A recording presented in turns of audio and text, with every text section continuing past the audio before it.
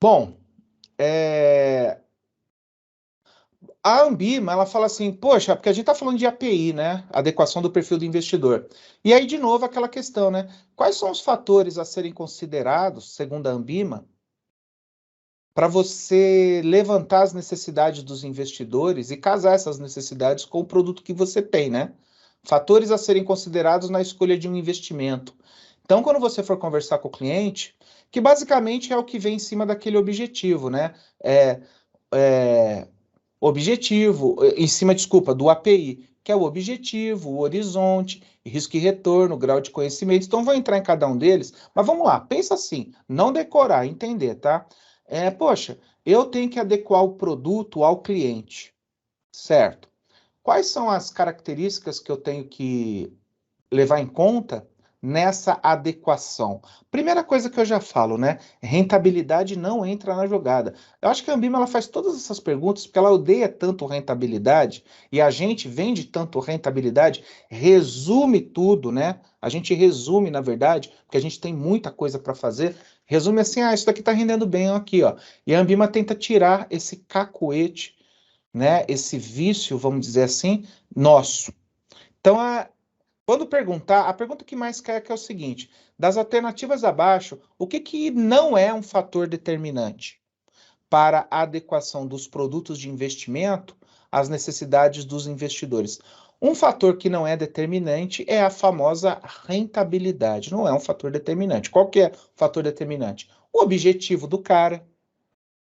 Sempre esse objetivo, horizonte, a relação de risco-retorno e o grau de conhecimento, né? Objetivo, o que ele vai fazer com o dinheiro? Pergunta básica. A pessoa, gente, alguém vai perguntar, alguém senta lá com o seu gerente, pessoa física ou jurídica. Aliás, uma dica, quando eu era gerente geral, uma coisa que me ajudou muito, pelo menos uma vez por semana, eu sentava com a minha equipe de manhã, lia, falava para a minha equipe assim, ó, cada um separa uma notícia de economia aí, e aí vocês falam, né? Chega aqui, fala para o pessoal, para a gente debater a notícia da economia da semana, um resuminho. Então, cada dia, cada semana, segunda-feira, algum gerente trazia esses. E a gente trocava uma ideia, né? E para o cara estar preparado, para o cara saber o que que é taxa Selic, para o cara saber, né? Conversar com o cliente, que a gente acha que o gerente sabe, né? Então, Professor, pois não? hoje de manhã eu até te liguei, eu compartilhei com a minha equipe, não sou gerente geral, e sobre coisas de previdência. Bacana. Muita gente ficou de boca aberta, viu? Muita Olha gente só. achava que era o bam da coisa, e, e foi muito bom compartilhar. Disseminar Ba- conhecimento é muito bom. Perfeito, perfeito, perfeito. Porque isso que você falou é ótimo, cara. A gente acha muito assim, o cara sabe. Só que quando a gente conversa de uma forma despretensiosa, humilde, né? Gente, vamos bater um papo aqui? Vocês sabiam que o PGBL, para você oferecer, você tem que se certificar que o cara pague INSS antes? Não fala assim quem sabia, que às vezes o pessoal fica meio assim, né? Mas Ninguém sabia. então, olha só, cara. E os caras estão lá vendendo, hein? Estão lá na linha de frente metendo a caneta. E aquela tabela progressiva, você fala que o cara vai pagar só 15%, para mim foi o must da coisa, que dali também ninguém sabia. Então, não, então, cara, eu ficava de cabelo arrepiado, né, cara, de exatamente o que você falou, perfeito. E obrigado por você ser um disseminador aí da informação, né, para o pessoal. Não é todo mundo que tem acesso à informação como vocês estão tendo. Para ter curso comigo, o cara tem que pagar os R$ 790, né? Aí, puxa, o cara já, muita gente fala, pô, Marcos, eu trabalho aqui, eu ganho 5, 6 mil, 790 dá 20% do meu salário, sei lá, 10%. Tá difícil. Tá? E o cara às vezes tá vendendo errado. Tudo bem que a Caixa dá curso, mas isso já foi falado. Se o cara lê seu regulamento, mas é muita coisa para fazer, né? Então, é isso mesmo que o colega disse. É puxar o pessoal, falar, e aí? Por exemplo, gente, quando vocês forem conversar com o cliente, pergunta qual é o objetivo, não pergunta assim, porque às vezes o cliente chega com dinheiro e fala, onde eu invisto? O que está rendendo mais? E a gente chega no automático e fala, você pensa, né? Tem gente que ainda pensa, né? Qual é a meta? É o Eu vou falar minha Seguridade? meta. Eu vou falar minha meta. Se for Pô, capitalização, eu falo que a capitalização tá bombando. então, é que nem o cara chegar pro garçom, né? Falar qual que é a especialidade da casa, qual que é a sugestão do chefe. O chefe vai sugerir aquela comida que já tá para vencer, que vocês bem sincero para vocês, viu? Às vezes o cara, né? Às vezes restaurante, até restaurante chique, vai aqui em BH, no Gluton, que é do coisa, ou vai no Test Van, ou vai no, enfim, qualquer restaurante, assim, o Vecchio Sonho fechou agora, né? Mas restaurante, às vezes você vê, eu tava conversando com o garçom lá, que eu já conheço um lá, o cara falou, mas tem horas que o cara oferece bom, mas pode ter certeza que a sugestão do dia, o maître está vendo que tem um atum ali que daqui 2, 3 dias vai vencer, tem um negócio aqui, tem que dar saída. Ó, a sugestão do dia hoje é atum a rebolê. Aí mete o pau aí pro pessoal. É a mesma coisa com instituição financeira. O cliente chega e, ó, eu tenho para investir aqui 300 mil, né? Você já pensa na sua meta. Bom, vou direcionar tanto para isso, mas tanto para isso, e meter o pau. Mas primeiro, né? Antes de fazer isso, é claro, cara, eu não sou contra a capitalização, não. Por mais que eu só sou contra você vender como investimento, mas eu não sou contra, não. Eu acho que capitalização tem o seu lugar, previdência tem o seu lugar. Todo produto, eu falava isso para minha equipe, falava, cara. Capitaliza. Se você guarda um valor mensal para o cara na capitalização, até ele juntar um dinheiro suficiente para que ele possa entrar no CDB. Enquanto isso, ele concorre a prêmios. Agora, o errado você falar que rende, né? Poxa, rende o quê? Rende TR, tá? Em 3 anos você pega, entendeu? Mas eu era fã, também falava, não, capitaliza o cara que consegue guardar. Senão o cara não vai guardar. O cara não vai guardar. Então, debita da conta dele lá R$ 100 por mês, daqui 3 anos ele vai ter 3.600. Ó, daqui 3 anos o senhor vai ter R$ 3.600. Cara, vou tirar aqui R$ 100 por mês. Enquanto isso, quando o senhor guarda esse dinheiro, o senhor concorre com R$ 100 por mês, o senhor concorre a 50 mil em prêmio, sei lá, semanal. Ó, dessa agência aqui já ganharam 3. Se não é da agência, né? Dessa regional, se não é dessa regional, dessa cidade. Minhas agências eram ruins que ninguém ganhava. Então eu falava, ó, daqui de Minas já ganharam tantas pessoas, né? Aí tinha um amigo meu que já tinha agência que era melhor. Da minha agência já ganharam 2. Então fica mais fácil, né? Mas o objetivo é importante, né? Então, objetivo do cara. Outra coisa, quanto tempo que ele tem, que ele pode guardar o dinheiro, horizonte de investimento. Ó, meu objetivo com esse dinheiro é me aposentar. E objetivo e horizonte, na maioria das vezes, anda junto, né? Quero trocar de casa, quero viajar, quero para aposentadoria, para segurança do filho, para uma faculdade. Ouça, às vezes eu falo para o cliente, falava isso muito para o gerente também. Falei, gente, às vezes a venda está mais fácil do que a gente pensa. É só a gente perguntar. Eu perguntava para o cliente, qual que é a sua maior preocupação financeira? O cara falava assim, muitos falavam, minha maior preocupação financeira é o negócio da aposentadoria, eu ainda não estou cuidando direito dela. Cara, a venda já estava feita, só não tinha que estragar. Então eu falava isso pro meu gerente, falava, ó, às vezes você... E esses papinhos de manhã, vamos fazer um papinho aqui, ó, papinho de 1 hora, segunda e sexta, ou segunda, né? Sexta, às vezes eu falava, como que foi a agência aqui, ó? Não falava por pessoa, mas falava, nós vendemos tanto, assim, assim, assim. Mas de segunda era uma contextualização de economia e puxava algumas informações. Eu sempre gostei muito de técnica de vendas. Então, pessoal, horizonte de investimento, pergunta para o cliente lá qual que é a sua maior preocupação financeira? Às vezes a maioria das vezes fala, esse negócio de aposentadoria aí, às vezes dava outra dica, né? Qual que é a sua maior preocupação financeira? É a proteção dos seus filhos aí? É uma aposentadoria tranquila? É uma segurança patrimonial? Tava falando de seguro de carro, seguro de vida e previdência, só que embutido nele. Qual que é a sua maior preocupação? Cara, as 3 coisas que você falou aí, eu tenho preocupação, cara. Aí pronto, já era uma brecha para eu entrar com o meu produto. Pensando nisso, a Caixa já criou vários produtos aqui que são específicos para clientes como o senhor. Por exemplo, aí eu começava, entendeu? Então, a fazer pergunta, às vezes o nosso gerente ele gosta muito de falar, blá, blá, blá, blá, blá, blá, blá, blá, blá, e não ouve o cliente. Então, ouça. Qual é o horizonte de investimento do cara? Outra coisa importante, e essa cai bastante. Bom, a primeira coisa que cai sobre isso é quais são os fatores a serem considerados e falei, então, né, ó, vou pôr aqui, rentabilidade, out, tá fora, tá? Então, ó, rentabilidade aqui, ó, não entra, tá? O que entra é você saber isso daqui. Dentro do risco e retorno, que é uma questão que a Bima gosta de perguntar, porque todo mundo quer ganhar o que ações ganha no melhor dos mundos e quando a ação cai não perder, né? Mas não existe isso. Então, aqui eu quero linkar com vocês duas coisas. Primeiro, você tem que entender que, às vezes, o cara tem capacidade para assumir risco, o cara tem uma grana ali que ele poderia assumir um risco em ações, mas ele não tem disposição. E, às vezes, o cara tem disposição, mas não tem a grana. Entendeu? Às vezes o cara... Como assim não tem a grana, Marcos? Às vezes o cara acabou de ser demitido e é um dinheiro que ele pegou da rescisão contratual, da demissão lá. O cara tem 100 mil de uma demissão.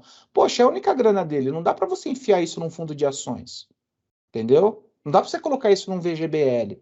Não dá, entendeu? E às vezes o cara tem 500 mil, ele pode direcionar. Ou dos 100 mil, ele fala, não, isso daqui foi um terreno que eu vendi, eu estou trabalhando, tá? Aí o cara tem a capacidade para assumir risco. Então, a determinação dos objetivos e avaliação da tolerância ao risco de um investidor são elementos básicos para o correto aconselhamento. Então, gente, o principal rolo que dá em banco é você vender produto para a pessoa que não tem o perfil para ele. O principal rolo que dá em banco é isso. É o cara vender, você vende, não era perfil para o cara. Aí vendeu. Uma hora ou outra vai voltar esse lance. Vai voltar. E geralmente é no resgate. Resgatou, pô, mas não era isso que eu queria. Como que é? Eu investi 100 mil no PGBL, eu estou resgatando agora, eu tiro 60 mil? Como assim? Ah, porque a tributação é sobre o total. Mas se eu soubesse, você acha que eu ia investir nisso? Ah, mas tinha dedução fiscal. Dedução do que se eu não declaro? Entendeu? Então, eu estou falando um caso extremo, mas que já aconteceu N vezes, né? Então, a tolerância ao risco pode ser dividida em duas partes. A capacidade para assumir o risco e a disposição. Então, a Bima tenta trabalhar isso daí, tá? Capacidade é o dinheiro que o cara tem, né? Se o cara tem o dinheiro, desse dinheiro ele pode separar uma parte para o risco, beleza. Por que separar uma parte para o risco, gente? Porque às vezes a ação cai com força e o cara precisa ter tempo para recuperar isso. Se é um dinheiro que o cara vai usar mês que vem, o cara perdeu lá 40% e fala, poxa, ferrou. Vou ter que lançar do dinheiro por semana, mês que vem, vou ter que engolir esse prejuízo aí. Entendeu? Então a outra coisa é a disposição, né? O cara não quer. E você tá com uma meta ali do fundo seguridade não sei o quê, tem que botar porque a diretoria criou esse fundo aí, precisa provar que o fundo é bom, tem que captar dinheiro para fazer o negócio ficar viável. Aí o velhinho da poupança lá, você vai lá e, poxa, vamos colocar metade nisso. Entendeu? Tem que ver se o cara tem disposição. Então, o risco-retorno, ele tem essa história, tá? Tem que ver se ele se ele tem capacidade, se ele tem disposição para isso. Senão, mais cedo ou mais tarde, vai dar rolo. Isso daí. E a outra coisa é a diversificação. Oi? Pois não? Uma coisa, essa disposição seria mensurado pela API, por exemplo. Perfeito. A disposição, quando a gente for no CEA, você vai perceber que a gente aprofunda nessa questão de fatores determinantes. E a disposição, ela é uma parte investigativa. A capacidade é técnica, né? Você vai ver isso financeiramente, vai dividir o dinheiro dele em blocos ali, o bloco para que ele precisa para isso, o bloco que ele precisa. A disposição já seria exatamente dentro do API. Tá? Perfeito. Então, é um negócio mais subjetivo, mas é o ponto de partida do API, né? Tá. Então, e é padrão, Marcos? As perguntas do API são idênticas? Cada instituição monta o seu? Isso vem da Anbima, de algum outro local? tem o escopo, né? Na CVM 539, que nós vimos aqui, essa 539 aqui, ela fala sobre o que precisa perguntar, né? Ó, por exemplo, aqui, ó. As pessoas referidas no artigo 1º devem verificar. Aí pergunta, dentro dos objetivos, dentro da situação financeira, E a Ambima, ela fez uma adaptação do API, formulário de API, e ela recomenda ela recomenda essa utilização para as instituições filiadas. Mas nada impede da instituição filiada, dentro do que a Ambima recomenda, colocar mais algumas coisas, ok? Então tem assim, a CVM dá um escopo geral, dá um esqueleto para o negócio. A Ambima refina um pouco, ela tem, dentro da certificação dela de venda de produto financeiro, tem uma parte lá, que nós vamos ver, inclusive, lá na frente, o API, e além disso, elas deixam uma brecha para as empresas colocarem uma ou outra coisa que ela achar necessário, entendeu? Mas tem o refino, sim. CVM e Ambima, a 539 da CVM, que nós vimos só um pouquinho dela, né? A 539, ela é bem completa em cima disso. A maioria pega o que a 539 pede, tá? 539 que eu falo é essa que nós vimos ali, né? Ontem. Olha lá, instrução CVM 539, ok? Então tem isso sim. Mas são perguntas muito genéricas, viu? Vou ser bem sincero. Sabe, você vê as perguntas? Você se sente bem perdendo dinheiro? A pergunta. Não, me sinto ótimo. Eu me revigoro cada vez que eu perco dinheiro. Então tem umas perguntas que são meio babaca, eu acho. Mas são perguntas, né? Entendeu? Quem é estrategista mesmo fala que a API é para inglês ver, né? Mas existe. Sabe por que que a API é para inglês ver? Vou falar sinceramente.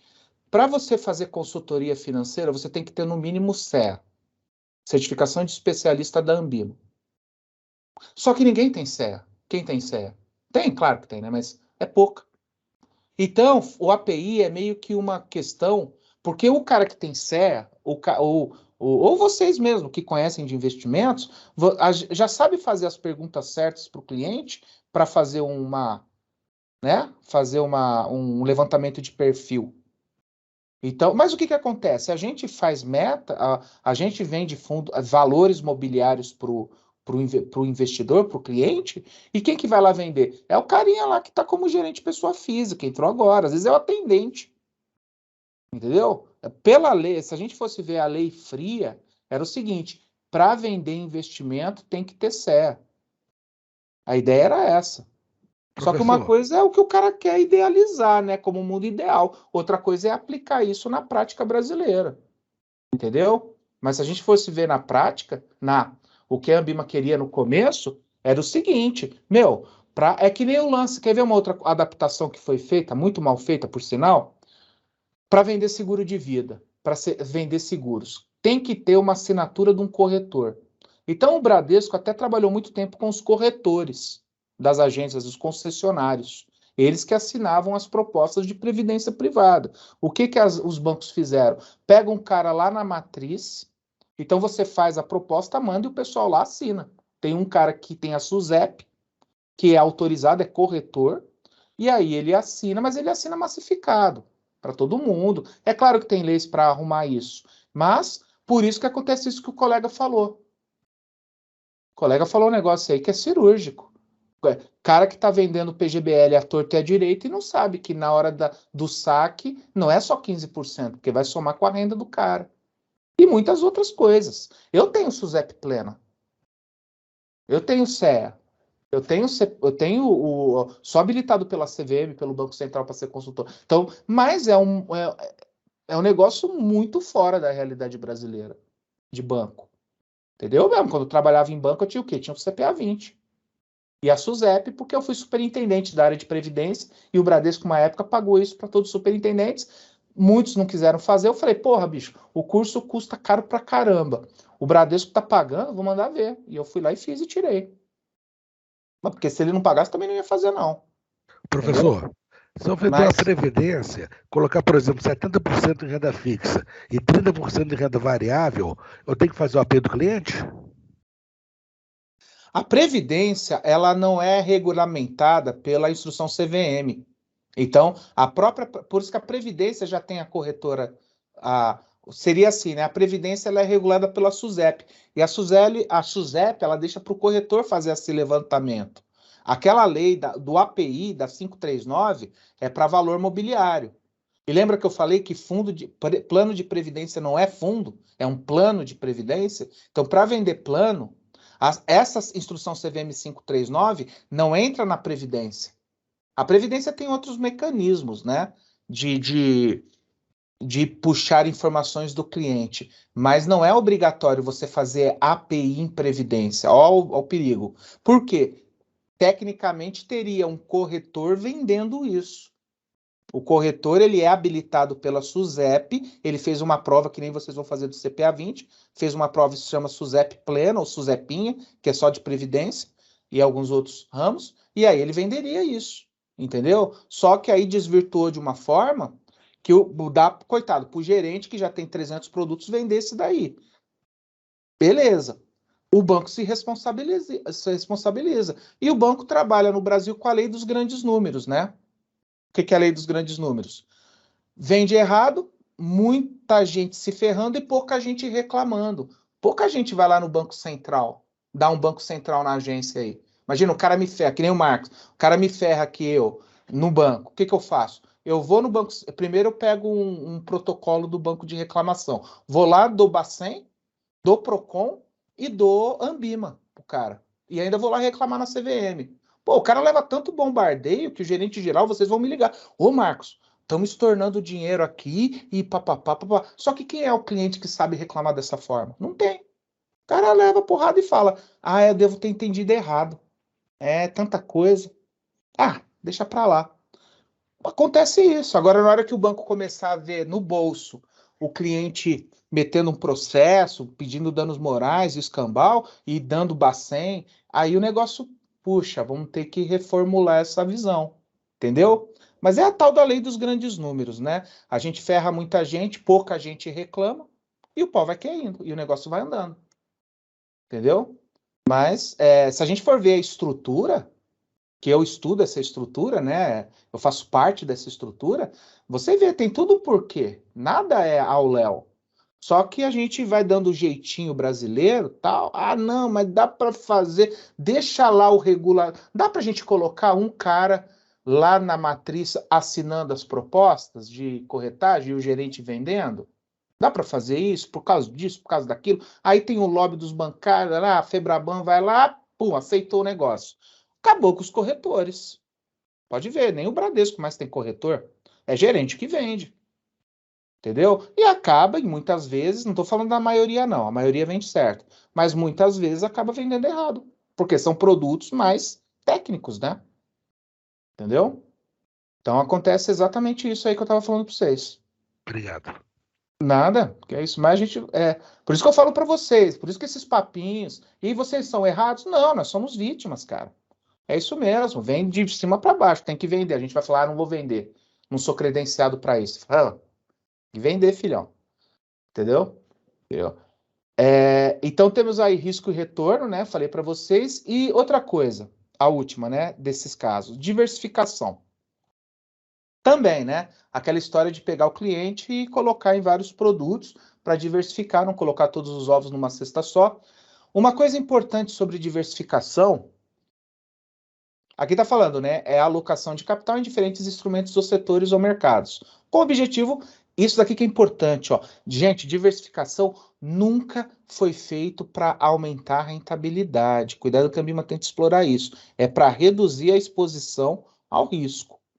A desconcentração dos investimentos traz benefícios para os investidores na forma do redução do risco. Não serve para aumentar a rentabilidade, ó. A Ambima cansa de perguntar isso.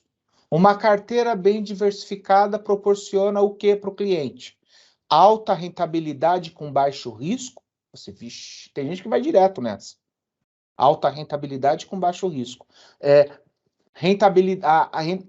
O risco é mitigado, porém a rentabilidade também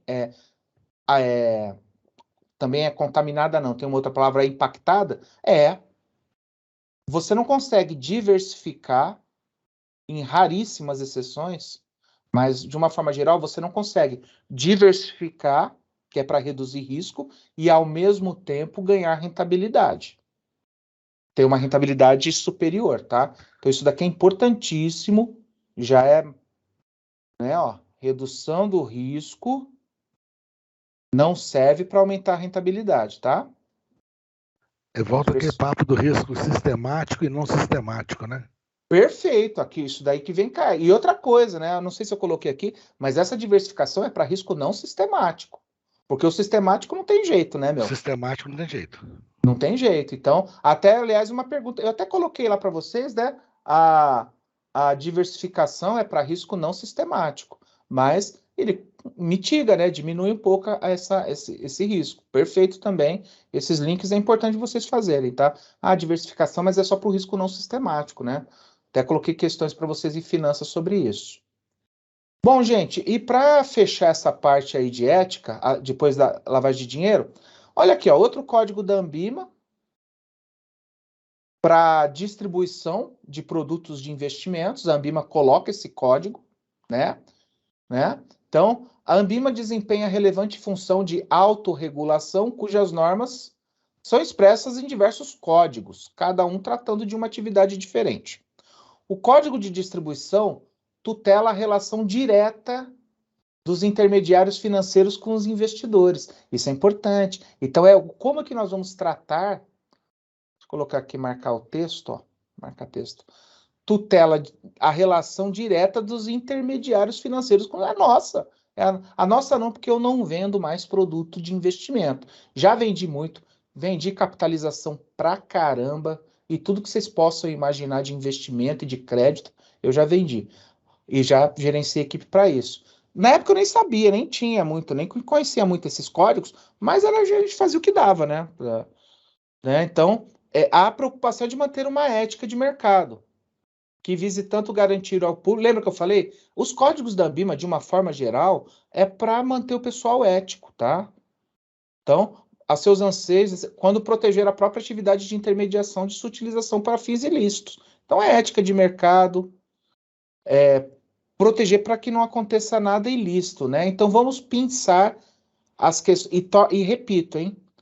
Esse código, ele trabalha na mesma ótica dos outros códigos. É manter o pessoal na linha. Então, nós, né? Nós na linha aqui. Então, olha só. Qual que é sempre a Anbima vai perguntar qual é o objetivo e qual que é a abrangência. Bom, gente, linka o seguinte, a abrangência é todo mundo que é filiado à Anbima, porque é uma associação. Ela não pode fazer uma abrangência, não é heterorregulação como é o Banco Central. O Banco Central fala assim, qual é a abrangência? Você é instituição financeira, amigão? Então a abrangência é para você.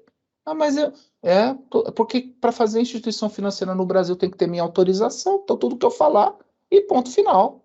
Não é se você quer, entendeu? Na Anbima são os afiliados. Então, e o objetivo? Olha o objetivo. Aquela história que eu falei sempre, né?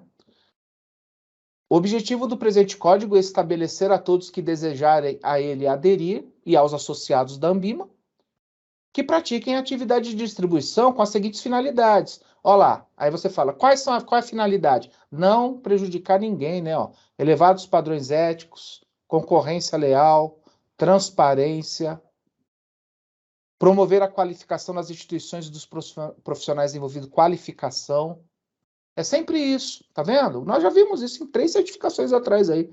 É fazer o negócio ficar ético, ficar com um padrão bom de qualidade. É aquele negócio que o colega falou, esqueci, o Renato não, aqui tá general, né? O Marcelo. O Marcelo falou um negócio importante, cara. A Anbima, ela pensa o seguinte, se é um modelo que tem o CPA 10, por exemplo, se esses colegas do... Isso acontece em tudo que é agência, viu? É Caixa, Itaú, Santander, é geral.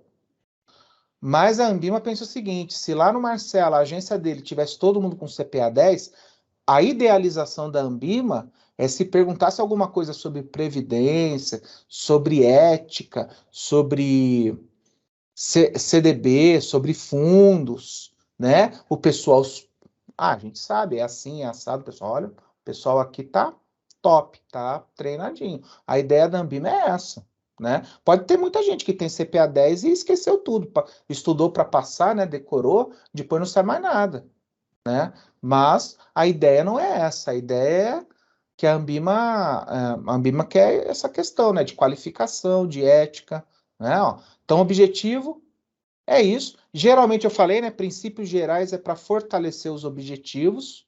Então, quais são os princípios? O que principalmente você tem que fazer? O que é o primordial para você? Olha, ó, de novo. Boa fé, transparência, agir com boa fé, com transparência. Cuidar do dinheiro dos outros como se você cuidasse do seu dinheiro, sendo que você é uma pessoa prudente e diligente, né? Aqui, ó. O cuidado que toda pessoa prudente e diligente dispensa a administração de seus próprios negócios. Nortear a prestação das atividades com liberdade, iniciativa, livre concorrência, evitando práticas de concorrência desleal, né? Olha aqui, evitar práticas que infringam ou estejam em conflito com as regras e princípios contidos no código. Adotar conduta compatível com o princípio de novo, a idoneidade moral. Eu nunca decorei as coisas, né? Quando me perguntava isso, eu falava assim, é ser ético. E aí, das questões que caem lá, vai cair uma questão, buscar a melhor rentabilidade para o cliente, usando de todas as alternativas necessárias, muitas vezes conflitando com a lei. Cara, o cara leu isso daí, ele fala, algumas vezes, ou conflitando com o quê? Com a lei. Pô, o cara põe um negócio desse, o cara não pode ter uma certificação, né? Eu errar um negócio desse. Mas ele tem... Mas, vamos lá, princípio geral. Olha lá, envidar os melhores esforços para que todos os profissionais atuem com imparcialidade. Ética, tá vendo? Sempre essas palavras, ó. Divulgar informações claras e inequívocas aos investidores, né? Não mentir. Ok? Às vezes o gerente me falava assim, mas eu tive que lançar a mão. Eu falei, não, cara, você vai ter que fazer 3 visitas por dia, então você tem que aumentar a sua base. Ou se não, pega o cliente começa a conhecer mais clientes da sua... Porque o pessoal bate no mesmo prego. O gerente, de uma forma geral, quando fala de previdência, consórcio, ele já sabe os clientes que são mais fãs do produto. E vai sempre no mesmo cliente. Pode ver, às vezes tem cliente aí da sua agência que tem 4, 5 consórcios. Velho lá que não sabe o que está fazendo, tem 3, 4 consórcios, capitalização tem umas 10, entendeu? Desculpa. Então, o que acontece? Tem que falar, aumenta a base de cliente, bicho. Você está martelando sempre no mesmo prego, tá errado. Vai fazer... mas não pode fazer visita presencial. Faz online, marca um Teams com o cara, manda um link, ele abre lá, começa a digitalizar o seu cliente. As cooperativas estão assim, hein? Eu dou treinamento para cooperativa de estratégia comercial direto, falo para eles. Não é desculpa a pandemia para não fazer visita. Parece um contrassenso, né? Como não? Mas como assim? Como vai fazer visita tal? Online. Mas o cara não sabe, digitaliza o seu cooperado. Manda para ele. E muitos deles já foram digitalizados à força. Já sabe mexer num Teams, num WhatsApp que seja. Faz uma chamada de voz pelo WhatsApp. Vai lá, e aí, tá tudo bem? Estamos aqui, ó, vou compartilhar a tela com o senhor. Vamos ver, vou te mostrar o Teams que dá para eu compartilhar a tela. Aí você abre o extrato do cara e vai fazendo os produtos. Entendeu? Agora, é claro, o cara vai encostar, né? Não posso fazer visita, chefe, tem que ficar aqui, né? Tá? Entendeu? Então, e aí, como ele tem pouca base para trabalhar, ele vai usar as artimanhas dele para vender produto. Tem pouca gente, mas eu tenho uma chance só, então tem que me virar. Entendeu? E aí acaba forçando a barra, né? Então, cuidado. E essas coisas aqui faz o cara perder a carteirinha, faz o cara ter... Às vezes ele foi provado que ele teve parcialidade, que ele não teve ética, que ele vendeu errado. Se o cliente souber disso, ele pode reclamar na Anbima, e a Anbima, ela é forte na cobrança, viu? Ela chega e fala, não, vamos... Você tem, ó, seu CPA 10 está bloqueado aqui por 3 meses, tá? Depois você tira de novo aí. Tem as sanções que a Anbima faz, né? É aquele negócio, né? Não vamos abrir canal de denúncia não, senão vai lotar. Mas que se você fizer uma denúncia na Anbima e falar lá, ó, Marcos Vinícius, aqui tá o protocolo, ó, o que ele fez, aqui, ó, o que aconteceu, tal, e reclamar, a Anbima fala, o quê? O cara é meu certificado e tá fazendo isso? Ela fala assim, ó, você tem 2 semanas, uma semana para... Na verdade, são 5 dias úteis, né? Para montar o seu processo e explicar o que está acontecendo. Nessa uma semana, se você não fez nada, a gente bloqueia. Aí daqui um ano você tira de novo a certificação. Aí lá vai o cara, entendeu? Então, a gente tem que tomar cuidado. É que o cliente ainda não sabe que existe esse canal, mas na hora que ele souber, cuidado. Ou sabe, né, que a Ambima está começando a fazer algumas propagandas em cima disso. Bom, vimos isso, princípios gerais de conduta, ser ético, tá vindo até agora é ética, tal. Bom, outra questão, né, que ela pede, que é o capítulo 5, seção 3, que é segurança e sigilo das informações. É bom que você entenda, na hora que perguntar segurança e sigilo, a segurança é aquela história, né, de você ter uma área de controles internos para monitorar o negócio, né, ó, controles internos e compare, mecanismos de segurança documentados por escrito, visando a propiciar a segurança e sigilo das informações. Obrigatoriedade de que os profissionais ligados à instituição participante assinem de forma manual ou eletrônica o termo de confidencialidade. Isso o pessoal já faz, né? Mas a Ambima pede, ó, duas coisas. A mesma coisa que nós vimos lá atrás, né? Sobre o de terceiros, né? Tem que ter controles internos com manuais sobre a segurança e sigilo das informações, né? Não pode. E outra coisa, o cliente, o cooperado não, falando muito, o colaborador aí, o funcionário da instituição financeira, ele tem que assinar, pode ser de forma manual ou eletrônica, mas ele tem que dar a ciência que ele sabe o que está acontecendo, porque na hora que o pau quebrar, a primeira coisa que o cara fala é, não, mas eu não sabia, entendeu? Então, isso daqui a Ambima pede, tá, para vocês, essa questão de, que nós já vimos isso, né? Duas coisas aqui, se você quiser resumir, né? Tem que ter mecanismo para proporcionar segurança e sigilo das informações, mecanismos esses que são chamados de controles internos. E o funcionário tem que estar ciente do termo, das normas disso. Como que ele tem que estar, como que ele dá ciência disso? Assinando de forma manual ou eletrônica documento que comprove que ele sabe dessas informações, né? Sobre essas documento de confidencialidade, ó, documento de confidencialidade. Beleza? Todo banco tem isso, né? É bom que você saiba dessa história. Outra coisa, material técnico. É a mesma coisa do de terceiros lá, tá? Ó. Olha lá, quando for fazer uma propaganda de um produto de investimento para o cliente, tem que ser ético e tem que ser claro. Basicamente é isso que fala, né? Ó, o que é clareza? Material técnico adequado a seu público-alvo, transparência e clareza nas informações. O que é ser ético? Informações alinhadas com a documentação do produto, zelar para que não haja qualificação injustificada, superlativos não comprovados. Sabe superlativos ou é o melhor fundo de investimento do Brasil, fundo de investimento campeão, eleito pela revista Quixeramobim do Norte, lá, Tabajaras Inc., como o melhor fundo de investimento do Brasil, né? Opiniões ou previsões para as quais não existe uma base técnica, né? Então, tomar cuidado, ser ético. Publicidade é isso, né? Clareza e escrevam aí, ó, triggers, né? Gatilhos. Clareza e ética. Publicidade é isso, né? Olha aí, material publicidade.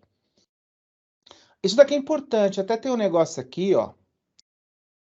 Material publicitário. Deve incluir em destaque um link ou caminho direcionando os investidores ou potenciais investidores ao material técnico do respectivo produto. Então, toda propaganda tem que ter esse link para que, se o cara quiser se aprofundar, num fundo, por exemplo, o regulamento é um material técnico, entendeu? Porque às vezes você só dá a lâmina de informação, que é uma página ali, que o que tem na lâmina de informação? Rentabilidade, primeira coisa lá, rentabilidade, né? Só que tem que ter um link para a parte técnica, tá?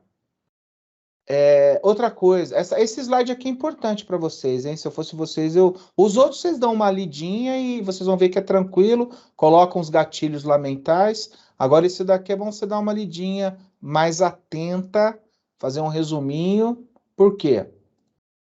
Fala sobre esse link, que é diferente. Todo publicitário tem que ter um link para o material técnico. Importante.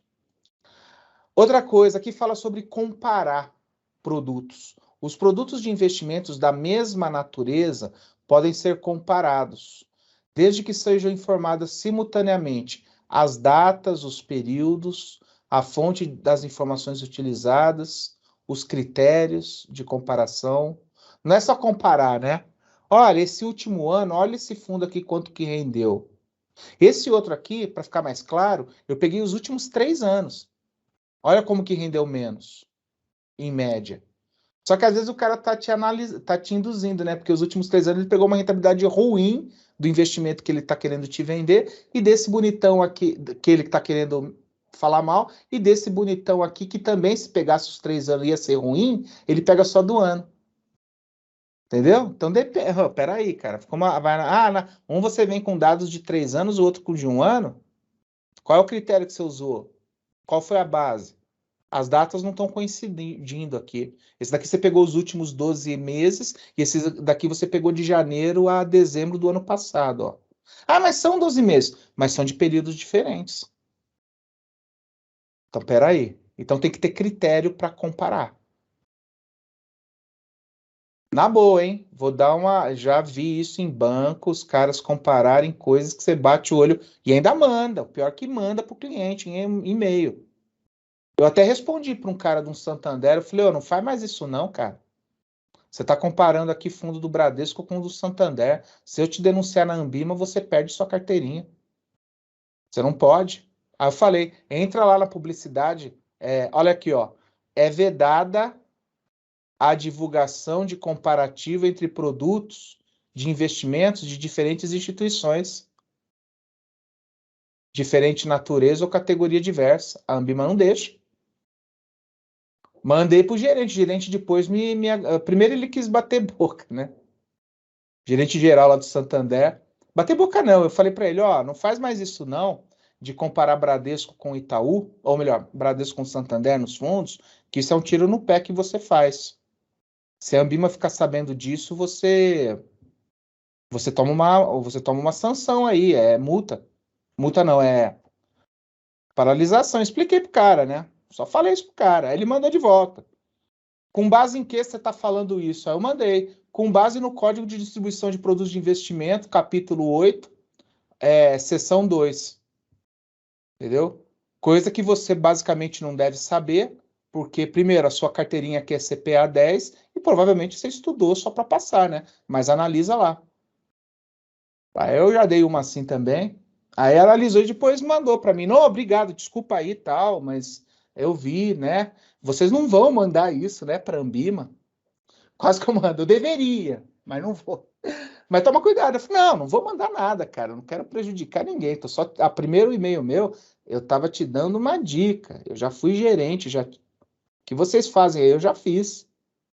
Eu tenho uma amizade, vamos dizer assim, pela profissão. Então, só falo, mas toma cuidado, cara. Aí, ó, pega um cara mal intencionado, pega um outro gerente que você tá. Porque quando acontece isso também, vocês mandam esses comparativos para o cliente, o cliente às vezes chega lá e fala para o outro gerente, fala, a Caixa fez um comparativo aqui com o seu fundo, tá certo esse comparativo? Se o outro gerente souber disso daqui, ele te arrebenta. Entendeu?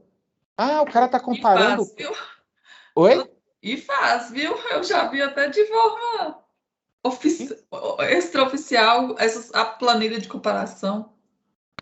Então, se você pega... E hoje é tudo por e-mail, né? Então, e o cliente, ele vai chegar para você e vai falar assim, Marcos, olha, o gerente lá da Caixa, ele fez um comparativo aqui entre os fundos da Caixa, aqui, ó, e o fundo do Bradesco lá, da Caixa, e o seu fundo aí, que é do, sei lá, vamos dizer que eu sou do Itaú. E do Itaú, tá vendo? Ó? E mostrou aqui, deu o CNPJ dos fundos e tal. Eu só vou falar assim pro cara. Ah, isso daí foi um e-mail que ele te mandou da caixa dele? Mandou. Ah, legal. Você pode me direcionar esse e-mail dele para eu dar uma analisada? Porque realmente eu vi aqui, o cara manda. Cara, eu pego esse. Claro, assim, né? Tô falando assim. Pego esse e-mail, mando para a Ambima, amigão. E nem preciso falar. Fala assim: olha, esse gerente aqui, que é desse e-mail, que é da agência tal, que é certificado pela Ambima, ele está comparando fundos de instituições diferentes. Então, gostaria que a Ambima tomasse alguma atitude em relação a isso. Pronto. Só falei isso para a Ambima. A Ambima fala, chá com a gente. Chá com a gente. Eu acho que eu perdi aqui, você está falando essa parte aí que não pode comparar. Você me explica de novo aí, esse segundo parágrafo aí, em que pode comparar simultaneamente, se for com as datas iguais? Produtos de investimentos da mesma natureza podem ser comparados, desde que você informe, né, as datas da comparação, os períodos, a fonte de informação utilizada, mesma natureza dentro da mesma instituição. Então, eu quero comparar lá, estou mostrando na Caixa tem fundos de ações.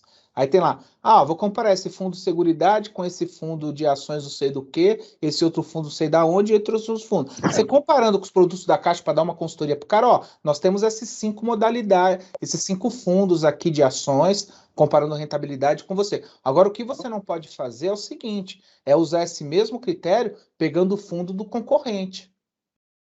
Entendeu? Entendi.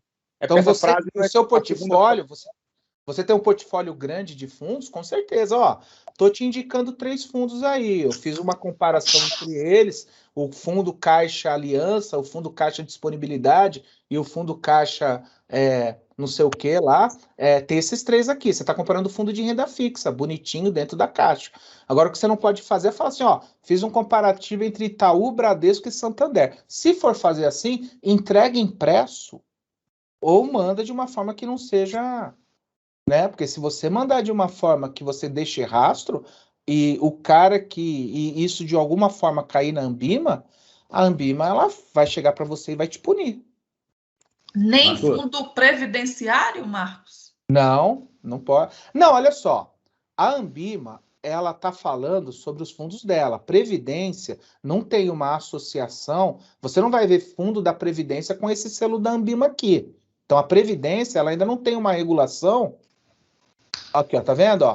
A Ambima, a Ambima ela vai falar sobre produtos que você vai vender. Então não vai ter fundo só que a própria lei aqui fala, investimentos ela fala entre produtos de investimentos de diferentes instituições. Produto de investimento é previdência também. Então a Ambima vai de uma forma ela vai falar isso. Assim, é produto da Caixa? É um fundo de previdência? É um plano de previdência da Caixa? Então tá. O plano de previdência em si, ele pode ser comparado com outro produto? Vai barrar nisso daqui. Você vai fazer essa comparação, certo? Vai fazer essa comparação, e aí se cair lá, vai falar, olha, lá fala que produtos de investimentos de diferentes instituições não podem ser comparados.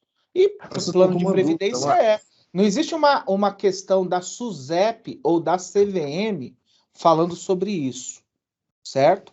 Mas a Ambima ela é bem clara, entendeu? Você não vai achar lá na legislação da SUSEP falando não pode comparar fundos de previdência, classificação diferente.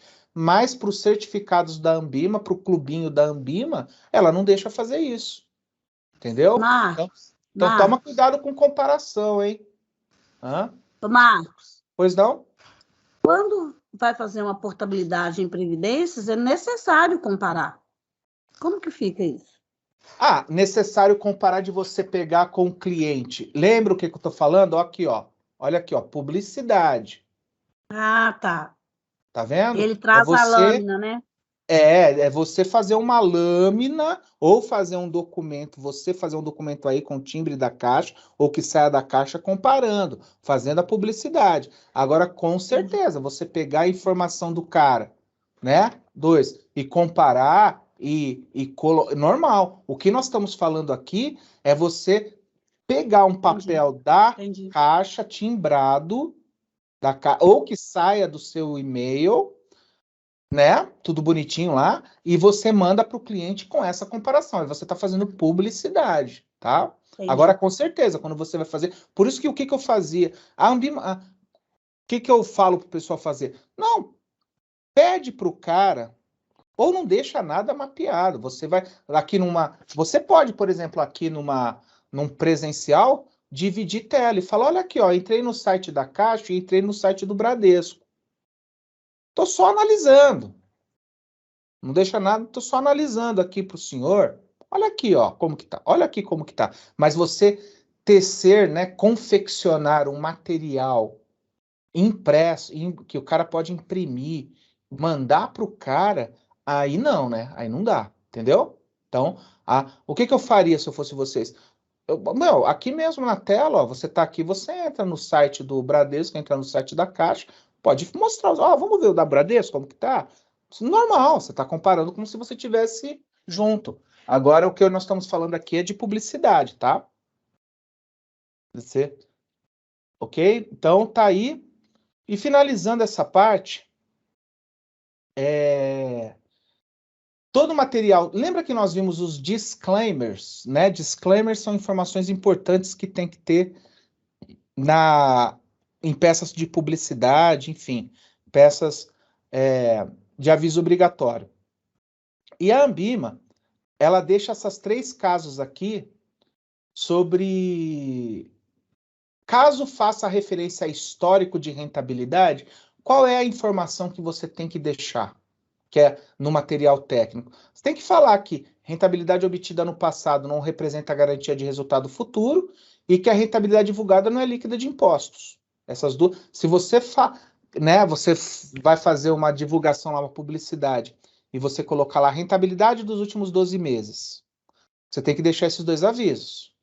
Vamos dizer que você fale sobre o produto, caso faça referência a produto de investimento que não conte com o fundo garantidor, que é o caso de fundo de investimento, né? Você tem que falar lá, ó, o investimento não é garantido pelo FGC. Caso você faça referência à simulação de rentabilidade, o que isso daqui é ambimodeia, né? Mas vamos dizer que você simule, né? A rentabilidade para os próximos 2 anos vai girar em torno de tanto por cento. Isso é raro o banco fazer, tá? Porque isso é meio tiro no pé. Mas eu já vi vários bancos sobre isso. Tem que falar, as informações presentes neste material técnico são baseadas em simulações e os resultados reais poderão ser significativamente diferentes. Então, essa daqui é um slide um pouquinho mais perigoso para vocês.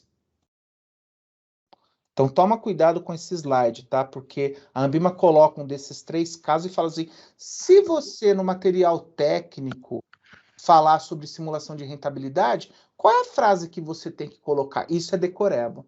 É mais ou menos, né? Você tem que pensar assim, eu tenho que falar que pode variar, que não é uma verdade absoluta. E sobre o FGC, se é um fundo que não tem FGC? Tem que falar que o produto não é garantido pelo FGC. E se eu falar sobre histórico de rentabilidade? Eu tenho que falar que não é porque tem histórico que vai se repetir e que tem que tirar o imposto. Entendeu? Então, toma cuidado com isso, que isso são casos obrigatórios que a Ambima define, tá? Pois não? Nos exercícios lá de fundos, além dessa questão que você acabou de falar, e fala muito lá em alguns exercícios em relação a quando coloca os 12 últimos meses, em relação a uma comparação com benchmarking ou outros índices e tudo, e no material eu acabei não vendo isso. Eu posso estar até errado. O que você fala sobre isso, essa parte da questão? Lá tem de vez em quando confunde a gente, só pode colocar quando tem no mínimo 12 meses o fundo, algumas questões assim Ah, tá. Não, fundo de investimento tem uma hora que eu falei, só que eu falei de uma forma bem rápida, mas o fundo de investimento, se o fundo tem menos de um ano, se o fundo tem menos de um ano de existência, você não pode divulgar a rentabilidade dele. É isso, essa é a lei, ó. Se o fundo tem menos de um ano, pode ver que tem fundos que nem o Seguridade mesmo que vocês me mostraram, era isso, né? A gente não conseguia ver a rentabilidade dele. Por quê? Fundo com menos de um ano quer dizer, não passou pela primeira auditoria dele, porque a partir de um ano ele passa pela primeira auditoria, né? Se o fundo tem menos de um ano, não pode divulgar. Não, na verdade é o seguinte, desculpa, a lei é, vamos ser um pouquinho mais claro nisso daqui. Até 6 meses, se o fundo nasceu menos de um ano, né? Até 6 meses de fundo, você não pode divulgar a rentabilidade. Se o fundo passou de 6 meses, mas ainda não completou um ano, você tem que deixar claro que o fundo tem menos de um ano. Essa é a regra. Tá lá sim, eu vi no slide. Se não tiver, eu tenho que arrumar isso. Mas a regra é a seguinte: o fundo tem menos de um ano. Beleza. Ah, mas tem 4 meses. Não pode divulgar rentabilidade. Passou de 6 meses. Pode divulgar? Pode. Só que tem que avisar que o fundo tem menos de um ano. Então, essa é a regra. Certo? Se tiver uma pergunta, porque eu tirei essas perguntas, porque isso daqui é uma pergunta que caía antes, e a Ambima tirou essa questão. Agora ela só coloca essas mais genéricas, entendeu? Ah, não, então não precisa preocupar, beleza. Tá? Eu achei que cairia na prova, então beleza. Não, ela não cai. Mas tem questão desse tipo lá? Porque eu tirei duas que tinha assim. Ainda sobrou sim. uma? Ou Então Tem. tá, eu vou ver essa questão do fundos. Eu até vou ver agora, depois, quando acabar a aula aqui, vou dar uma olhada nela, porque essa questão ela foi para o CEA, que era quanto tempo que tem que divulgar informação de rentabilidade e tal. Hoje são perguntas mais genéricas assim que faz, tá? Se tiver, eu vou dar uma investigada ali. Porque eu lembro que tinha duas que perguntavam exatamente isso, eu tirei. Às vezes teve alguma coisa ali, ou no resumo, ou no verdadeiro ou falso, que eu devo ter comido mosca, né? Mas eu vou ver isso daí, tá? Até foi bom você me falar isso daí. Bom, e com isso nós fechamos essa parte, né, do material técnico da Ambima, tal, questão que eu falaria para vocês ficarem espertos com isso daí. E vamos só ver mais umas coisinhas, daqui para frente coisinhas mais bobinhas, mas que a gente tem que tomar cuidado, tá? A Ambima, ela tem caído muito essa questão de orçamento. O pessoal fala, cai aquele negócio de orçamento, né? Porque o planejamento financeiro pessoal e familiar está sendo muito batido pela Ambima e pelo Banco Central. O gerente tem que ser um disseminador da educação financeira. O gerente tem que ser um disseminador da educação financeira. E a educação financeira passa pelo orçamento. O cara saber o que vai gastar, para onde que está indo a grana dele, né? Então, a primeira coisa é o seguinte: para que serve o orçamento? Não serve para fazer o dinheiro dele render mais. É para ele conhecer sua realidade financeira, escolher os seus projetos, fazer o seu planejamento financeiro, definir suas prioridades, entendeu? Então, primeira coisa, o cara vai fazer um orçamento doméstico, que é aquele negócio de colocar receita, despesa de um lado, ver bonitinho. A primeira coisa que a Ambima pergunta é o óbvio, né? O orçamento financeiro serve para quê? Simplesmente para ele conhecer a realidade financeira dele, tá? Outra coisa que a Ambima pergunta é, e como que se faz um planejamento financeiro ajudando o cliente lá, né? Tem várias formas de se fazer. A Ambima coloca uma dela. Se você for naqueles cursinhos livres da Ambima, tem lá uma parte que é finanças pessoais, tem orçamento, e lá ela coloca como que é isso daí. Então, podemos dividir o planejamento financeiro em 3 etapas que são úteis para que cada pessoa ou família avalie a sua situação financeira. Então, primeira etapa, o cara saber o que tem, que é o balanço patrimonial, né? Então, primeira etapa é o cara dividir lá entre o que ele lembra do balanço patrimonial de empresa, o que ativo é o que o cara tem e passivo é o que ele deve. Então, o que a Ambima pergunta sobre isso, tá? Primeira coisa, Qual que é o primeiro passo num planejamento financeiro? A pessoa saber, a primeira etapa é a elaboração de um balanço patrimonial, muito similar ao que as empresas preparam, que é uma fotografia atual do que o cara tem, né? E os passivos, as dívidas de um indivíduo. A diferença entre ativo e passivo, assim como na contabilidade de uma empresa, é o patrimônio líquido que o indivíduo possui. E aí que tá, que a Bima gosta de perguntar, tá? Se o patrimônio líquido for negativo, quer dizer que o cara tem dívidas, né? Tem mais dívidas do que bens. E se o patrimônio líquido for positivo, os bens superam as dívidas. Não adianta o cara chegar e falar assim, eu tenho um carro aqui que vale 300 mil e tem um terreno que vale também 300 mil. Tá, esse carro desses 300 mil, quanto você tem de dívida? De dívida eu tenho... o carro aqui eu só paguei 2 parcelas, então com juros dá uma dívida aqui de 450 mil. E aqui do terreno eu paguei metade, então ainda tem a outra metade, tem mais 150 mil. Pô, bicho, então quer dizer, né? Vamos dizer, ele não tá numa situação que ele tem mais dívida do que patrimônio. Entendeu? Então é uma coisa bobinha assim, a Bíblia não vai pedir pra você calcular nada, mas se o cara tem mais dívida do que patrimônio, ele tem um PL negativo, tá? Se ele tem... tá tudo pago já, tem 50 mil para pagar disso daí tudo. Então ele tem um patrimônio líquido de 600 menos 50, 550 mil, tá? Então, cuidado com essa parte aqui que a Bíblia explora, tá? Então, aqui é só redundância, tá? É importante sempre atribuir o valor de mercado para cada bem ou dívida do balanço patrimonial, né, para ter uma visão mais acurada, tal. Mas o principal que a Bíblia pergunta é: qual é o primeiro passo? Fazer um balanço patrimonial. Qual é a segunda questão? Ver se ele está fazer o balanço, ver se tem mais dívida, tal ou não.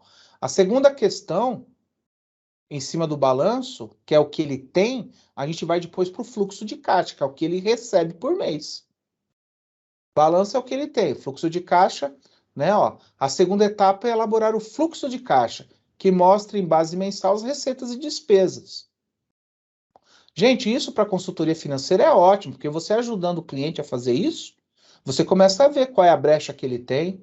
Se ele não tem brecha, olha, compensa o senhor gastar menos aqui em lazer e guardar um pouquinho, né? A gente, do lado das receitas, o fluxo de caixa deve mostrar a renda com trabalho assalariado, os rendimentos obtidos com aplicações financeiras, qualquer outra renda recebida. Do lado das despesas, o que ele paga, né? Com aluguel, com imóvel. A Bíblia não pede para você fazer bonito, qual que era o melhor fluxo de caixa. Mas você tem que entender o seguinte: a segunda coisa é elaborar o fluxo de caixa e ver se ele é deficitário ou superavitário. O que é deficitário? A renda dele não comporta as despesas que ele tem. E é isso que importa, é isso que a Bíblia quer que você, né, que a gente que mexe com banco é tranquilo. Se as despesas superarem as receitas, o agente econômico é deficitário. Se as receitas forem maiores, se a receita for maior que a despesa, ele é superavitário. Entendeu? Se as despesas forem maiores, ele é deficitário. Então, isso é bem tranquilo, bem básico, né? Na verdade, o trabalho que você vai ter na verdade, é saber que primeiro é o balanço patrimonial, depois é o fluxo de caixa, certo? E depois, dentro disso daí, tem o orçamento doméstico, né? O que é o orçamento doméstico? É que nem orçamento de empresa, né? Então já que a gente já sabe o que o senhor tem e o seu fluxo de caixa, o orçamento doméstico é o seguinte: o que o senhor quer fazer da vida? O senhor precisa de tanto para quê? Para previdência, tanto para investimento. É você fazer uma projeção. A terceira e última etapa é a elaboração de um orçamento doméstico. Só que o foco aqui é no futuro, entendeu? São os planos. Orçamento de empresa também, né? O que eu pretendo fazer com tal grana? O que eu pretendo fazer com tal coisa? Né? Ó, então aqui é com base nesse orçamento que o planejamento financeiro pessoal pode efetivamente acontecer. O que é o orçamento doméstico? Olha, o seu fluxo de caixa está assim, tá? Deu para sobrar aqui R$1.000. Então, desses 1.000, vamos colocar metade num plano de previdência e a outra metade num consórcio? Porque Previdência o senhor vai ter tanto por mês e no consórcio, no Previdência o senhor colocando R$500 por mês, daqui a tanto tempo o senhor vai ter tanto, e esse consórcio o senhor vai ter tanto. Então você começa a fazer as projeções do orçamento doméstico, entendeu? Então o orçamento doméstico é um fluxo de caixa, mas para o futuro. O fluxo de caixa é assim, né? Onde que eu vou gastar, onde que eu estou gastando as coisas? Água, luz, internet, né, TV a cabo, plano de saúde e tal. Esse é o fluxo de caixa. O orçamento doméstico é o seguinte, tá, o que eu me planejo? Quanto que eu vou direcionar para aposentadoria? Quanto que eu vou direcionar para... Pergunta básica que vocês têm que fazer para o cliente, né? Como que o senhor está cuidando da sua aposentadoria? Como que o senhor está cuidando da sua renovação da sua casa? Né? A cada quanto tempo? O senhor está guardando dinheiro para daqui a 10 anos o senhor ter uns 100 mil, 200 mil para fazer uma reforma? Ou fazer como upgrade para pular para uma casa maior, enfim, mais nova? Então, isso em planejamento financeiro é muito importante e a gente já está trabalhando numa ótica de CEA, que trabalha bem com isso, tá? Então, cuidado com essa parte de finanças pessoais, o orçamento, que cai bastante. Principalmente as 3 fases, tá? BP, balanço patrimonial, fluxo de caixa e depois o orçamento doméstico. Beleza?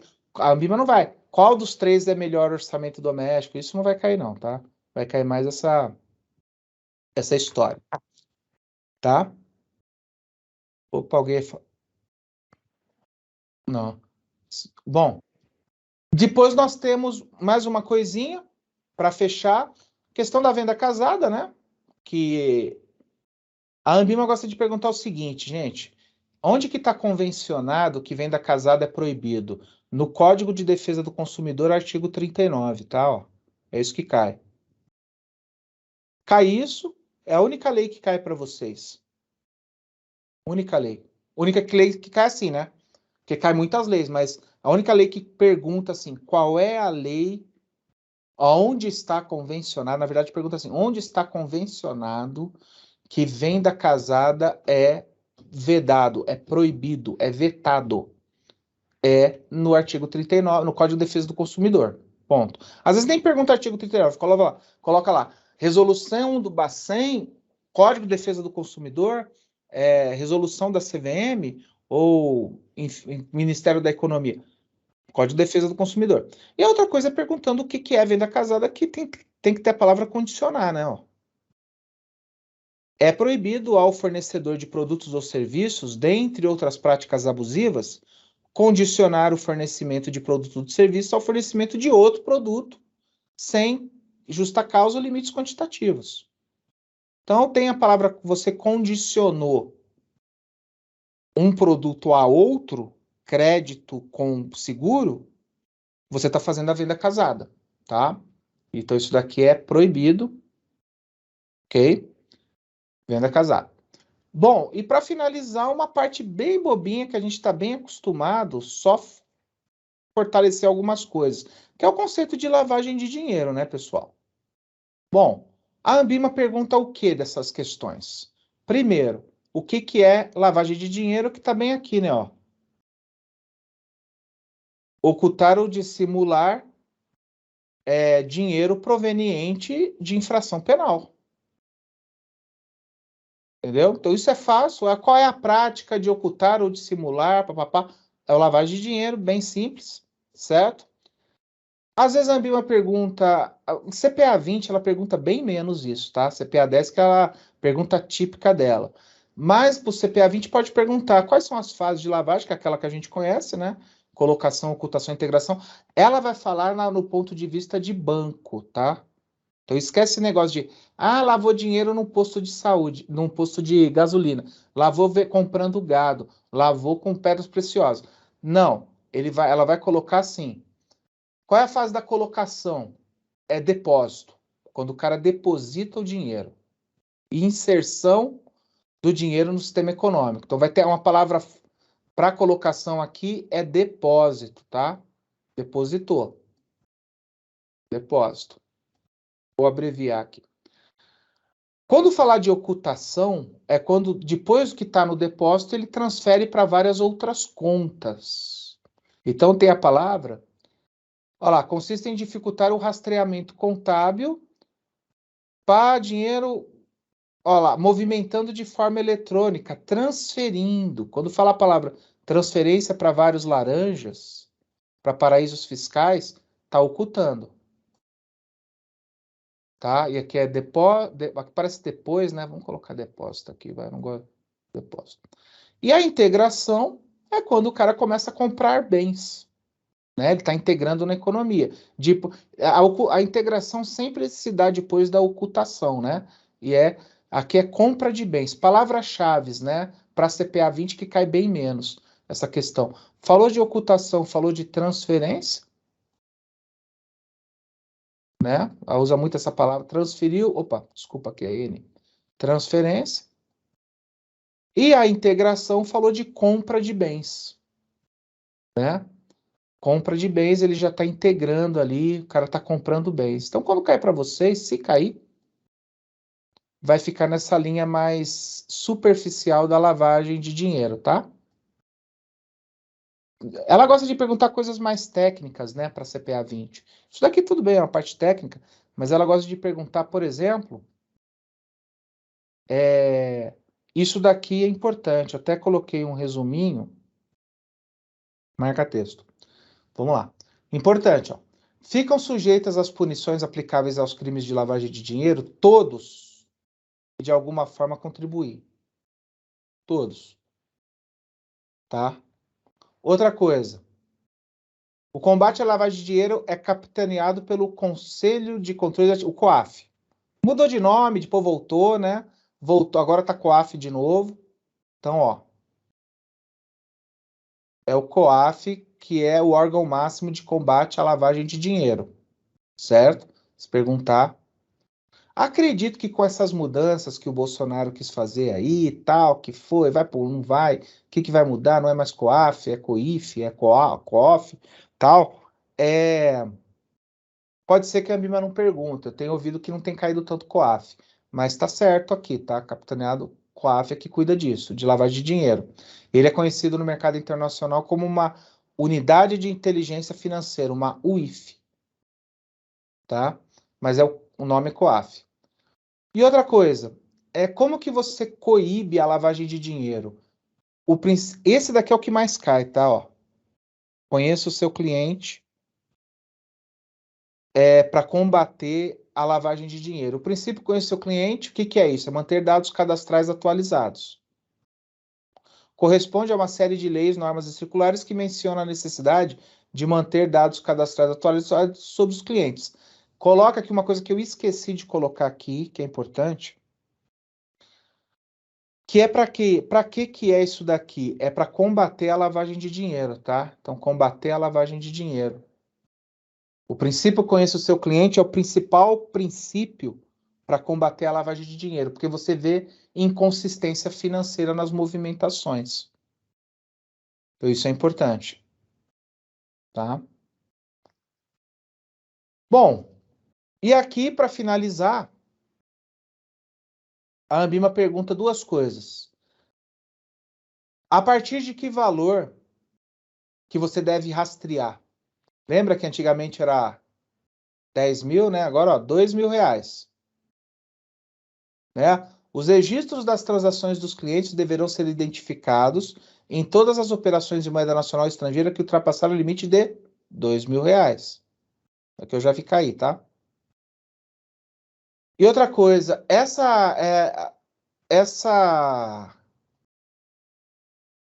identificação tem que ser disponível, tem que deixar lá registrada no banco por que período? Período mínimo de 5 anos. Tá aqui, ó. Tudo em banco gira em torno de 5 anos, viu? Tá em dúvida, põe 5 anos lá. Então toma cuidado com isso daqui. Ó, para o prazo mínimo de 5 anos. Comunicação de atividades suspeitas é a última. O que acontece? Essa daqui é a que mais cai sobre isso que eu estou falando, e aqui está perguntando assim, tá, a partir do momento que o gerente identifica uma operação suspeita, qual é o período que ele tem para informar o COAF? Certo? Aí lá fala, imediatamente, até 1 hora, até 24, até 1 hora, até 30 dias, ou até o dia útil seguinte à sua verificação. É essa, tá? Ó. As comunicações ao COAF, em casos, né, de indícios de crime, devem ser realizadas até o dia útil seguinte à sua verificação. Então não é imediatamente, você ainda tem um dia aí para você ver se é isso, mas se for, então não é imediatamente, não é até 1 hora e não é até 30 dias. É até um dia. Isso daqui, se eu fosse vocês, eu ficava esperto. Até coloquei aqui né? Coloquei em negrito. E isso daqui é o tipo de coisa que meio que trava, né? O aluno na hora da prova. Vixe, questão que caiu, cara. Qual é o prazo? E lá tem prazos que cada um tem a sua explicação, né? Então toma cuidado com isso daí, beleza? Bom, com isso, nós fechamos a parte que é CPA 10 e CPA 20 misturado. Certo? Tá aqui, ó. Certo? Se você for ver a apostila, eu vou abrir aqui a apostila só para mostrar a... O Marcos. Pois não? Eu fiquei na dúvida, esses R$ 2.000 aí. Isso aí você quis dizer o RME, não, né? MRE é o quê? É o registro de movimentação em espécie. Né? Não tem. Ah, tá. Porque RME é de 10.100, né?